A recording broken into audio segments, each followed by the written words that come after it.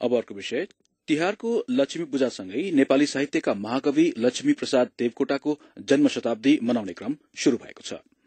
महाकवि देवकोटाको योगदानहरूको सम्झना गर्दै वर्षभरि नै विभिन्न साहित्यिक कार्यक्रम गर्ने तयारीमा नेपाली साहित्य जगत उत्साहित हुँदै जुटेको छ।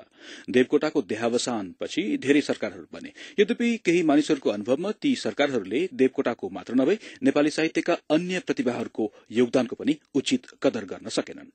देवकोटाको जन्म शतवार्षिकीका अवसरमा हाम्रा काठमाडौँ संवाददाता सुरेन्द्र फुयालले तयार पारेको यो विशेष रिपोर्ट। आफ्ना भूलहरू नगिनी झैं बेरिरहेछन् वक्षस्थल, तिनबाट म केही मोचन पाऊँ भन्दै प्रभुजी गर्छु पुकार। क्यान्सर रोगबाट ग्रसित भएपछि 2016 सालको भदौ महिनामा महाकवि देवकोटा ललितपुरको शान्त भवन अस्पतालमा भर्ना भएका थिए। देवकोटा गम्भीर बिरामी भए पनि उनी भित्रको कवि भने स्वस्थ र तन्दुरुस्त नै लाग्दथ्यो। उनले अस्पतालको शय्याबाट वाचन गरेको यो कवितामा सुनिए जस्तै, मानवताको भाव हजारौं मैले गाएँ कवितामा, तर ती सारा विफल भइकन फोस्रो भए अब प्रभु श्याम।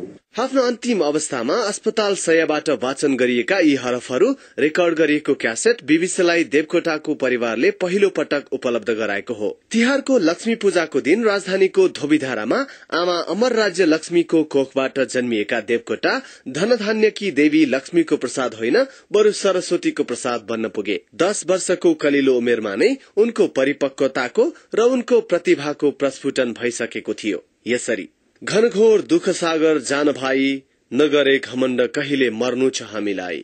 देवकोटाका यी हरफहरू सुनेर उनका कवि समेत रहेका पिता तिलमाधवले लक्ष्मी प्रसादलाई सरस्वतीको अवतार मानेका थिए। देवकोटालाई नजिकबाट चिन्नेहरू भन्छन् देवकोटाको खुबी साँच्चै नै अतुलनीय थियो। महाकवि देवकोटाले त्यति बेला छायामा पर्न लागेको झ्याउरे छन्दलाई धेरै माया गरे। त्यसको पुष्टि झ्याउरे शैलीमा लेखिएको र धेरै पाठकहरूले रुचाएको मुना मदनको गाथामा प्रष्ट हुन्छ।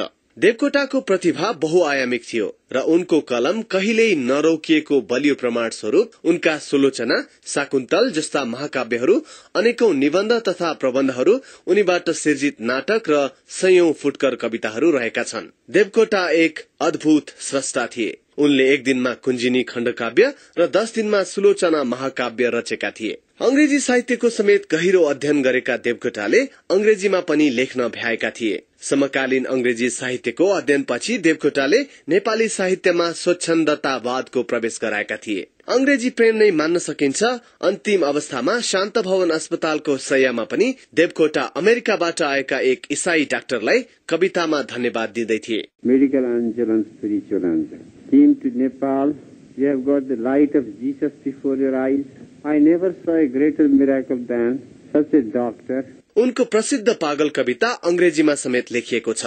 द ल्युनाटिक नाम दिएको सो कविताको भावसँग कविहरूको अन्योन्याश्रित सम्बन्ध रहेको अनुभव सुनाउँछन् प्रसिद्ध उपन्यासकार डाक्टर ध्रुवचन्द्र गौतम। देवकोटा वीरेन्द्र आउनुभएको थियो, हामी केटाकेटी थियौं अनि उहाँलाई स्वागत गर्दै एकजना अंग्रेजीका प्रोफेसर भन्नु कि पोएटहरू ल्युनाटिक किसिमका हुन्छन् भनेर भन्नुभएको थियो है। देवकोटाले आफूले बोल्दा चाहिँ के भन्नु, मेरा विद्वान मित्रले पागल त सबै पागल हुन्, कविहरू काम लाग्ने पागलहरू जम्मै भेगमा पागल भन्नुभएको थियो। वरिष्ठ साहित्यिक पत्रकार रोचक घिमिरेका विचारमा जीवनको सूर्यास्त अघि देवकोटा साहित्यमा नोबेल पुरस्कार पाउनका लागि उद्यत देखिन्थे। आफ्नो जीवनकालमै यो नेपाली शाकुन्तल महाकाव्य निस्किएको छ, त्यो मौलिक रूपमा अंग्रेजीमा नै मूल लेख्नु भएको हो। उनको साहित्य चाहिँ विदेशी भाषामा अनुवाद भएर जान सकेको भए विश्वले पनि देवकोटाको महान प्रतिभाको महत्व थाहा पाउँथ्यो। त्यसो हुन सकेन, तर देवकोटाका कृतिहरूलाई विश्वव्यापी बनाउन अझै पनि अबेर भइसकेको छैन। यो वर्षका कार्यक्रमबारे देवकोटाको शतवार्षिकी समारोह समितिका संयोजक रहेका साहित्यकार तथा राजनीतिज्ञ मोदनाथ प्रसृतले भने, उहाँको बारेमा लेखेका कृतिहरू प्रकाशन गर्ने, समालोचनाहरू प्रकाशन गर्ने र एउटा अलि राष्ट्रिय अन्तर्राष्ट्रिय स्तरको अलि कवि सम्मेलन गर्ने, त्यस्तो खालको एउटा वर्षभरिको कार्यक्रम हामी बनाएका छौं। शान्त भवन अस्पतालमा उपचारका क्रममा महाकविले आफूले प्रलय पीड़ा भोगिरहेको बयान गरेका छन्। उनले प्राण त्याग गर्न पोटासियम साइनाइड नाम गरेको विष समेत मागेको बताइन्छ। त्यति बेला देवकोटाले पत्नी मनदेवीसँग पोखेको वेदना पनि रेकर्ड गरिएको रहेछ। यस्तो मेरो पच्चित भएको छ कि यस्तो महापातकले तिमी जस्तो तपस्विनीको गन्धसम्म सुन्न पनि सक्छ कि सक्दैन जस्तो भइरहेछ।